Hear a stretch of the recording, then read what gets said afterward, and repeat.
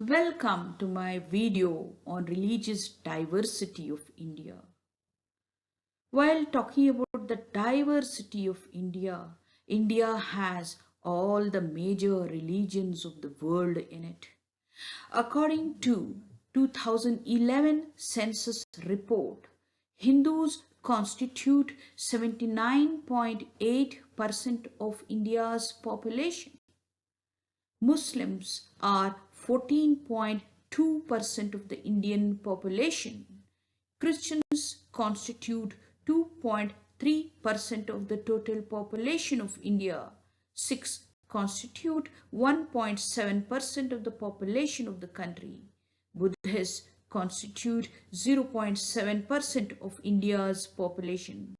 Jains constitute 0.4% of India's population. Other religions constitute 0.66%.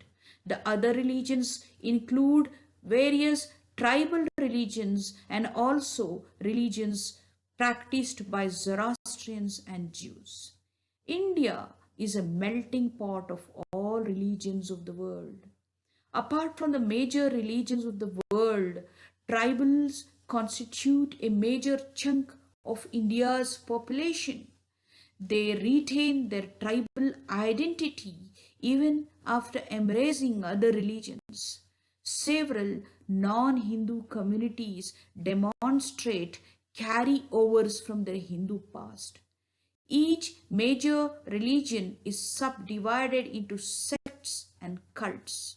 Zoroastrians and Jews are found in thousands. This speaks of the diversity that we have in Indian social system. And this diversity lends beauty to the fabric of Indian social system. Let's begin talking about Hinduism, as Hinduism is a religion practiced by majority of the people in the country. Hinduism is derived from diverse literary sources. The various literary sources are the Vedas, the Brahmanas, the Aranayakas, the Upanishads, the Srauta, Griha, the Dharma Shastras. The Rig Veda is the oldest of the four Vedas. Some of its hymns are believed to have been composed before 1000 BC. The other three Vedas, the Sama, Yajur, and Atharva Veda, were composed later. The Rig Veda also contains 1028 hymns dedicated to Aryan gods. The Brahmanas are Vedic texts dealing with rituals and sacrifices. The Aranayakas are treatises on religion and philosophy. They represent a shift from ritualism to abstract philosophical speculation. The two works that had considerable influence on the Indian social system are Kautilya's Arthashastra and Manusmriti. Kautilya concentrates mainly on statecraft and control mechanisms of society, whereas Manu has provided a complete social code. It also provides a framework for structuring the Hindu society. The word Hindu appears to have been coined by the Arabs around 8th century for people living beyond the Indus. It had no religious connotation. In ancient and early medieval literature, it does not find any mention. Hinduism was known as Sanatana Dharma, that is, eternal religion flowing from time immemorial. It was also known as Vaidika Dharma, as it is rooted in Vedas. Arya Dharma, meaning noble or great, and sometimes as Vedanta Dharma. Hinduism developed through dual process of considerable conflict and much accommodation and compromise. As we look into the evolution of Hinduism, on the one hand, Rigveda had made fun of phallus worshippers and even prohibited their entry into Indo-Aryan sanctuaries. People of Indus Valley, who are known for worshipping mother goddesses, also appear to have worshipped a male god. Even today, Shiva is worshipped in human form and that of the phallus. On the other, the Vedic deities were downgraded over a period of time. Gradually, Shiva became a principal god, one of the two major sects of Hinduism. Lingam worship continued, and the practice of fertility cults, which were popular during the time of Indus Valley civilization, was widespread. Many non Aryan beliefs, deities, and rituals were incorporated into popular Hinduism, breaking the barriers between the Arya Vrata Aryans and Dakshinapatha, the non-Aryans, resulted in the emergence of Hinduism with a federal character. A broad body of doctrines and rituals were vaguely accepted, but this acceptance did not come in the way of local, regional, and jati traditions, which continued with some modifications.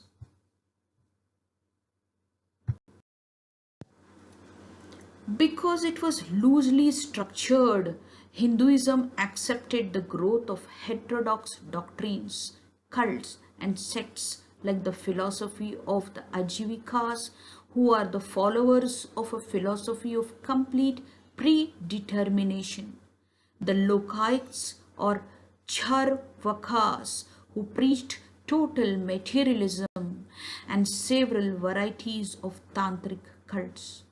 It also accepted considerable dissent and reform. Jainism grew out of dissent and achieved a country-wide spread. Buddhism also grew out of the flexible setting and gradually became a world religion. The Hindus, in turn, eventually accepted the Buddha as the incarnation of Vishnu.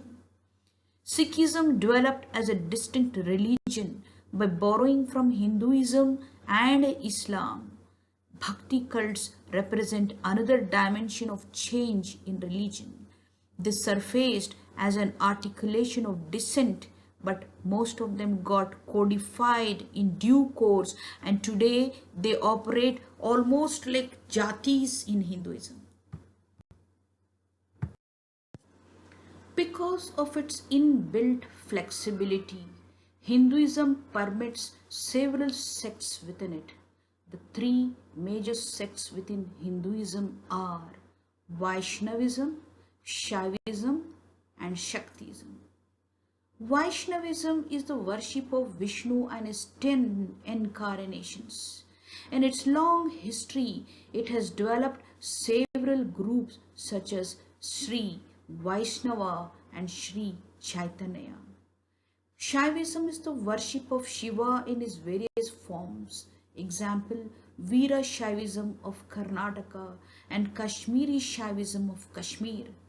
Shaktism gives importance to the worship of divine motherhood.